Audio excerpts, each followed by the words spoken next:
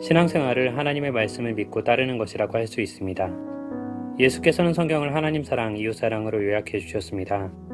곧 하나님을 사랑하고 이웃을 사랑하는 것이 신앙생활인 것입니다. 예배는 하나님의 사랑을 표현하는 가장 기본적인 요소입니다. 예배 없는 교회도 있을 수 없고 예배 없는 신앙도 있을 수 없습니다. 예배는 우리 신앙의 최우선입니다.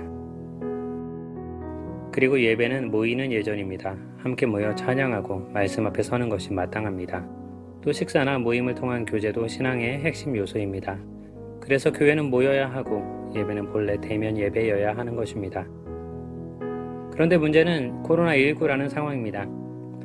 우리나라뿐 아니라 전 세계가 전에 겪어본 적 없는 바이러스 팬데믹 상황에 있는 것이죠. 많은 사람들이 바이러스로 인해 고통받는 상황에 놓여 있습니다. 어떤 사람은 목숨을 잃고, 어떤 사람은 질병의 고통을 겪고, 어떤 사람은 무더위에 방호복을 입고 질병과 싸우며, 아이들은 학교에 가지 못하고 맞벌이 부모는 자녀를 보낼 곳이 없습니다. 이 코로나로 어려움을 겪지 않은 사람은 없습니다.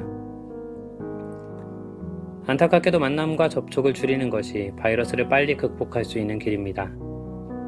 그리스도인에게 하나님의 사랑만큼 중요한 것이 이웃 사랑입니다. 그리고 참된 신앙은 이웃 사랑으로 표현됩니다. 너희 땅에 곡물을 뺄 때에 밥 모퉁이까지 다 베지 말며 떨어진 것을 줍지 말고 그것을 가난한 자와 거류민을 위하여 남겨두라. 나는 너희의 하나님 여호와이니라. 하나님 말씀은 밭을 추수할 때 다 거두지 말고 남겨두라고 말씀하십니다. 남겨두면 밭주인이 알지 못하는 누군가가 배고픔을 잇는 데 쓰는 것입니다.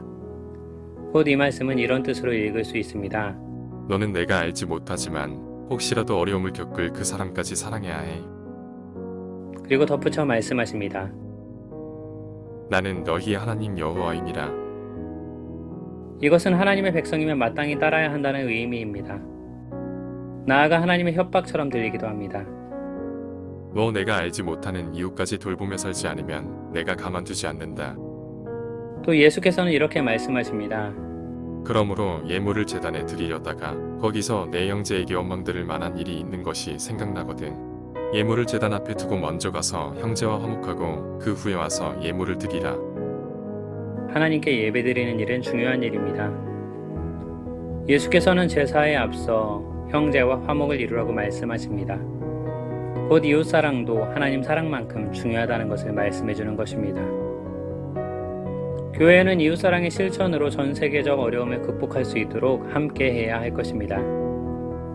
이웃을 돌보고 이웃의 안전을 지키기 위해 힘써야 할 교회 중 몇몇이 바이러스에 대한 안일한 생각과 무지로 코로나19가 전파되는 통로가 되었다는 것은 사죄해야 마땅한 일입니다.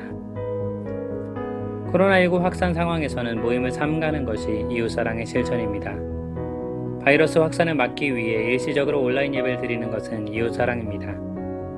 혹시 어떤 교회가 온라인 예배를 드린다고 해서 믿음이 약해서가 아닙니다. 이웃을 위한 것입니다. 그러나 한편으로 예배의 본질을 위해 대면 예배는 회복되어야 합니다.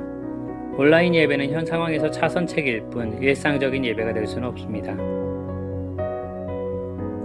또 교회를 뜻하는 헬라어 에클레시아의 기본적인 뜻은 모임입니다. 모이지 않으면 교회가 아닌 것이죠.